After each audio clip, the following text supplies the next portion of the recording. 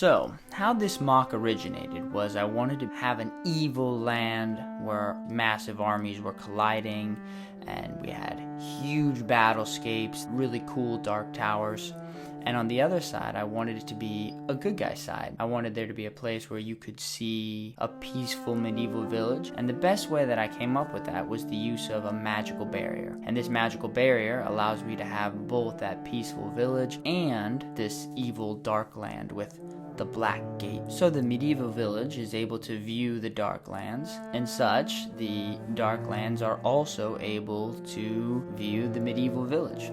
But let's start with the medieval village. How I wanted to start the medieval village was that I wanted there to be a massive forest. There's something really neat about just a bunch of Lego trees that hide paths. So you have to look a little deeper under the mock and maybe from different angles just to get a whole picture of what's going on underneath the trees. I wanted a massive river and lake to be there so that you could make cut points so that you could only cross with a boat or you could only cross with a bridge. And I really do like how the water reflects off the light here, and I thought it came out really well. But like I said, I wanted there to be this forest element so that you had to look at it from a different angle. You had to see, hey, there's somebody cooking, there's somebody walking, and you couldn't necessarily see this from that top-down bird's eye view.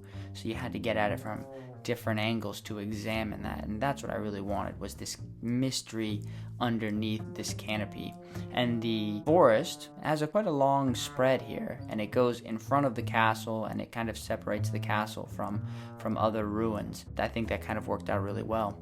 In the medieval village, I wanted it to feel as though it was a little chaotic, not perfect. I wanted there to be a marketplace and people moving and bustling about, and maybe an assassin looming on the top of one of these buildings.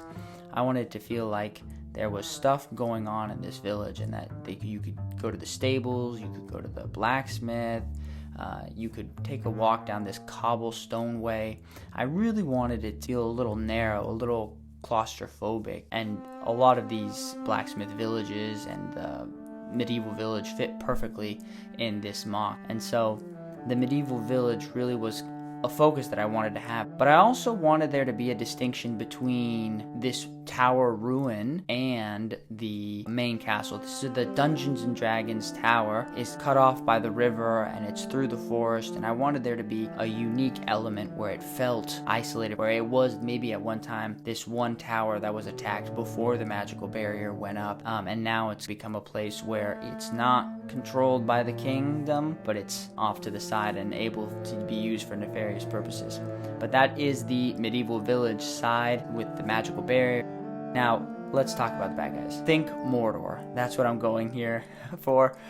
We even have a massive battle going on here, and I think that's where the main focus is. I have a significant battle going on here with Elvish forces and Gondorians. I wanted this to feel as though this battle was just kicking off. Forces were just clashing against each other, and I wanted the archers to be in the back, to be able to fire in over their forces and to attack the elves and Gondor with their shields. I wanted it to feel like it was just a clash of armies right in front of Barad-dûr, which is an awesome backdrop to any battles. And of course the elves have their archers and their shields and their elvish weaponry. There's a really nice contrast between like the silver and the gold. Like all those three just kind of click together. And hey, the eagles are even helping out. So I kind of wanted to feel like Middle-earth push against Mordor, so much so that even the Ents are showing up. And I wanted to have a connection between that the Ent was going for this tree, or he was trying to take down this tree. And if any of you have read Tolkien lore, you understand that like there is kind of a significance to